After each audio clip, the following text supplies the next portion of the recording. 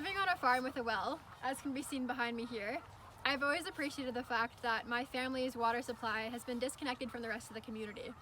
This allows us to recycle our water and produce less water waste. And I think as a result, I've always been raised with an awareness that I have to limit my direct water consumption in all capacities. So I think things like taking shorter showers and turning off the tap when I'm brushing my teeth have kind of always been a part of my routine. Initially, for my eco action, I was planning on doing a direct water consumption project, but I decided against it because considering the fact I already have a well and I'm pretty conscientious about the different routines I have in my daily life, I thought a bigger challenge for me would be to focus on the indirect water consumption that maybe formerly I hadn't really been monitoring. It has come to my attention that practically everything I buy, use, and consume has some sort of water footprint attached to it. And while this indirect water is often invisible, I think I use a lot more of it than I realize. Before I get into the research and results of my own eco action project, I thought it would be important to address the fact that businesses need to be a lot more transparent about their production processes, and government should be more forward-thinking about water reduction, because the responsibility for water conservation doesn't just fall in the hands of us on the consumer level. So for my own eco action project, I decided to focus just on water consumption on an individual level, and throughout the clips to come, I'll explain how I did that. Thinking before you buy is extremely important because shopping smartly can make a huge difference. As a consumer, I've tried to remain conscientious about what I purchase, and one key step to achieving this has been to exclusively limit myself to buying only quality and not quantity items. This is because through extensive research, I've realized that a lot of fresh water goes into producing the materials of the clothing that I like to wear. Buying well-made clothes that are intended to last, rather than mass-produce items that will just need to be replaced, is one strategy I've used throughout this entire eco action project and will definitely bring with me into the future. I think the same can be said for pretty much every manufactured product. It's pretty obvious that a lot of water goes into their production, and so just being mindful of the things that you acquire and consume is something that's really beneficial to not only your water footprint, but definitely your wallet as well. I found that I was buying a lot less because I was focusing more on just trying to reduce my water footprint. Not only did I track my shopping throughout this eco action project, but I also used 2 other strategies to help me decrease my water footprint. The first one was tracking the amount of beverages I both bought and consumed at UVic.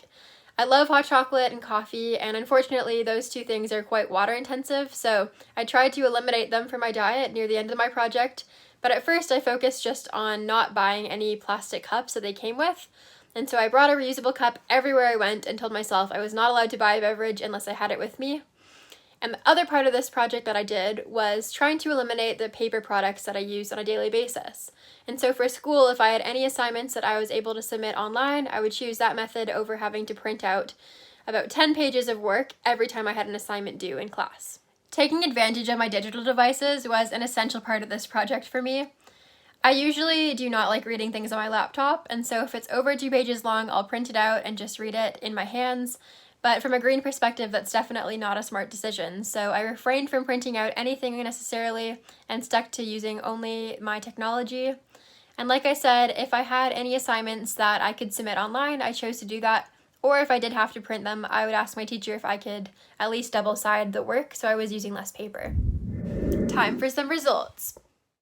I based my calculations off the amount of water that was suggested to have gone into each item, and then multiplying these rates by the quantity of the product I had. The total for my control week was 12,964 liters.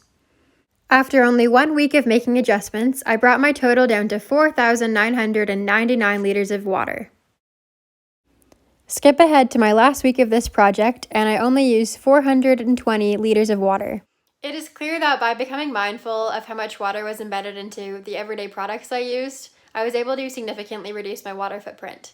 At first, I thought conserving water would be a near impossible task, because it's really hard to change the routines that you've gotten so comfortable with.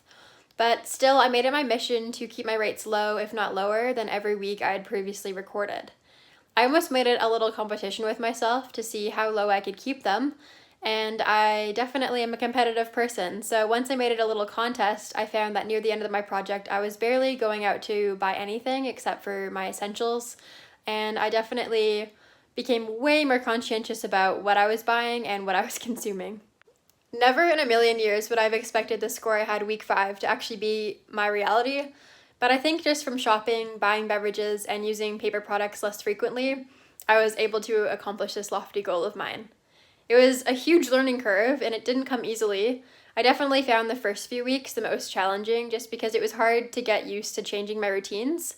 As an example, I love coffee and hot chocolate and that kind of thing, and so I was buying them all the time before I started this project, and near the end of it, I barely bought them at all because I would try to make everything from home and just bring it in a reusable cup, which is way better for the environment, and it also feels a lot better when you know that you're reducing your footprint.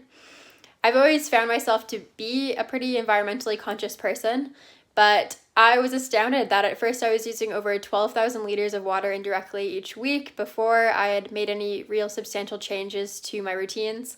But after this project, I've learned a lot that I think I'll carry into the future, because it's important that you know where your products are coming from and how much water is put into everything that you use. And that concludes my Eco Action project on indirect water consumption.